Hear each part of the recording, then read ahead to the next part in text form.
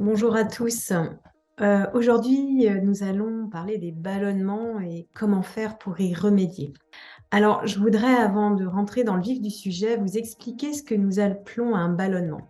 Alors, on l'appelle aussi météorisme ou ballonnement. C'est en fait une augmentation du volume de l'abdomen qui est liée alors à une ingestion, donc du coup, ce sera plutôt dans l'estomac, ou à une production excessive de gaz dans le côlon cette fois-ci. Alors, ce gaz, il est produit notamment en cas de dysbiose, c'est-à-dire un déséquilibre de la flore intestinale, mais ça peut être aussi tout simplement de la fermentation d'aliments qui ont été ingérés. Alors, c'est une sensation désagréable, hein, on a un gonflement abdominal qui peut être sous le nombril ou au-dessus du nombril, hein, suivant le lieu où ça se tient. Ils peuvent être douloureux, voire très douloureux, et cette douleur peut être apaisée par l'émission de gaz ou l'émission d'euro, ou les deux.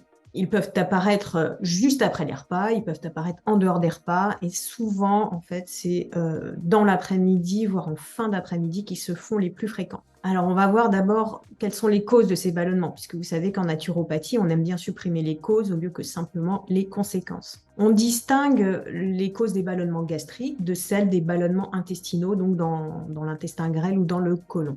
Alors, au niveau gastrique, ce ballonnement, il est dû à la présence d'excès d'air dans l'estomac. Alors, ça peut être une ingestion trop rapide d'aliments qui n'ont pas été assez mastiqués. Ça peut être une ingestion répétitive d'une production excessive de salive, notamment chez les personnes qui sont anxieuses ou nerveuses.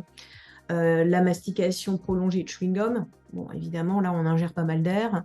L'absorption de boissons gazeuses, pareil. Et puis, donc, il y a certaines personnes chez qui c'est vraiment un tic nerveux que de faire une déglutition d'air pour provoquer une éructation. Ce ballonnement gastrique, il pourrait être assimilé à de l'aérophagie, hein. L'aérophagie, c'est littéralement manger de l'air. Cette aérophagie, elle est bénigne. La plupart du temps, elle est causée simplement par une ingestion trop rapide d'aliments ou de liquides. Et donc, les manifestations sont bien un ballonnement gastrique immédiatement après le repas et l'émission d'éructation.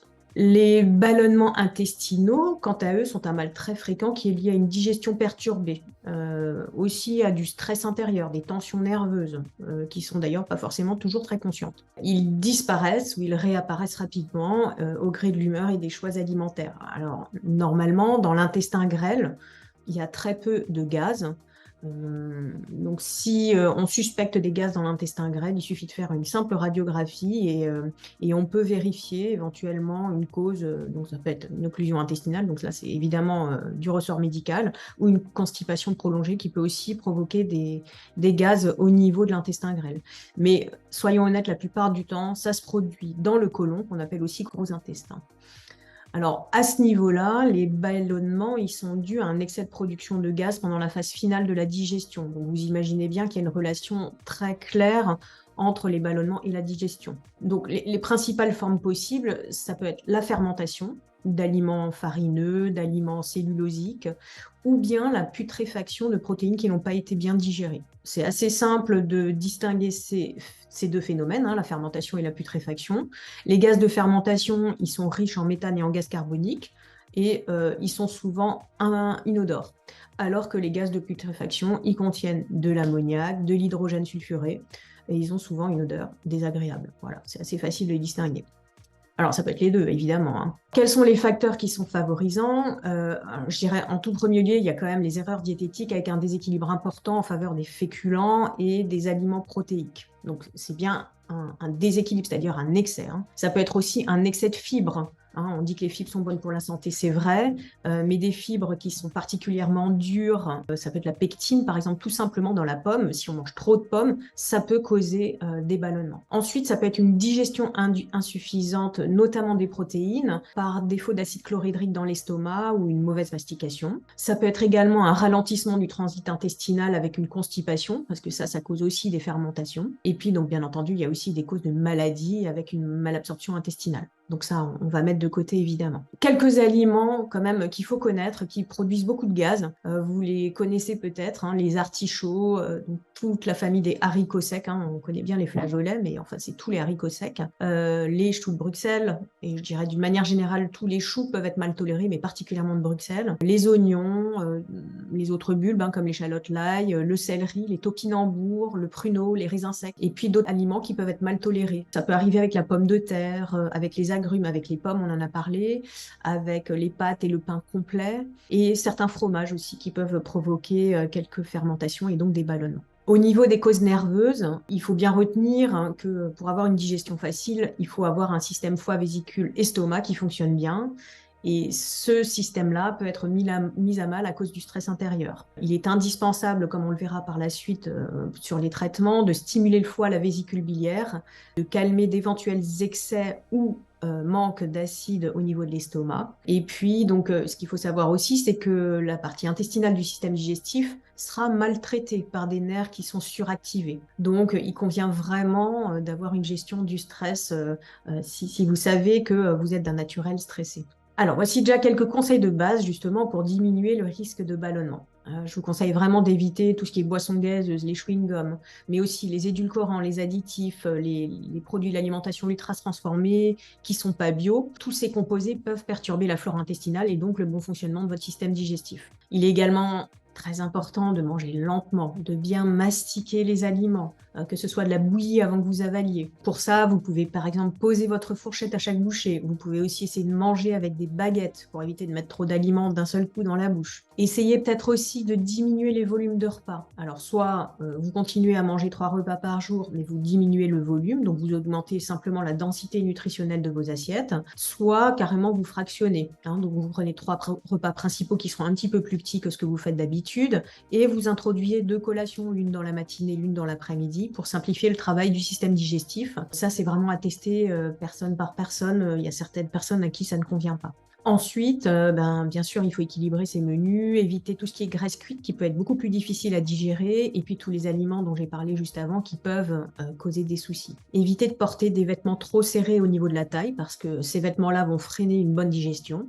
Au niveau du tabac, on va essayer de limiter sa consommation, enfin le vapotage en fait partie, et surtout éviter la consommation à jeun.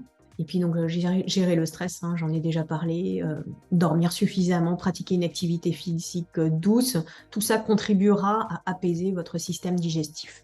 Donc ça, c'est pour, on va dire, des conseils d'hygiène de vie généraux. Et puis, donc, on a aussi des plantes et de la micronutrition qui vont pouvoir vous aider. Alors déjà, pour supprimer les symptômes, on peut privilégier des infusions à base de plantes qui sont dites carminatives. Alors, quelques exemples, l'anis, la badiane, le fenouil, l'angélique. On peut aussi rajouter de la mélisse, qui est une super plante digestive antispasmodique, ou la camomille, particulièrement la camomille romaine. On a d'autres plantes à tropisme digestif comme la menthe, comme l'origan, comme le romarin, comme le thym, qui peuvent aussi être utilisées en tisane.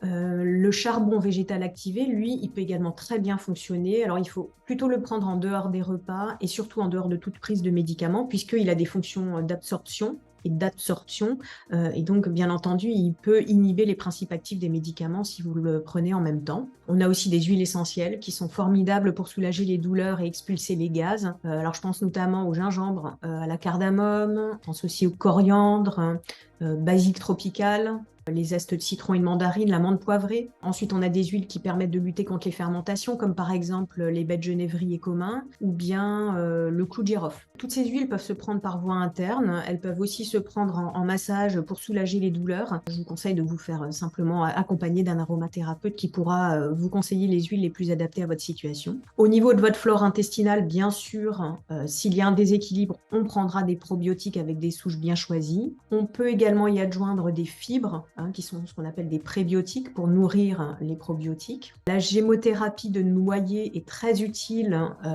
là aussi pour rétablir l'équilibre de la flore intestinale. Et donc, si on suspecte des problèmes d'infection au niveau des intestins, eh bien la salicaire est vraiment tout indiquée pour désinfecter ces intestins, mais aussi cicatriser la muqueuse intestinale. Enfin, je pense à certaines plantes qui vont pouvoir stimuler les fonctions digestives, notamment l'artichaut, le fenugrec, la fune-terre, le romarin, la gentiane, le bol d'eau, si on a une faiblesse au niveau de la vésicule biliaire, et puis prendre des enzymes digestives comme la lactase, la lipase, la protéase. Tout ça peut aider à stimuler le système digestif. Donc voici en quelques mots, quelques conseils à adapter à votre propre situation qui vous aideront à supprimer les causes de vos ballonnements et non plus uniquement les conséquences. Alors, il existe bien sûr beaucoup d'autres techniques naturopathiques que nous développerons dans d'autres vidéos. En tout cas, je vous souhaite bon courage et je vous dis à bientôt pour de prochaines vidéos.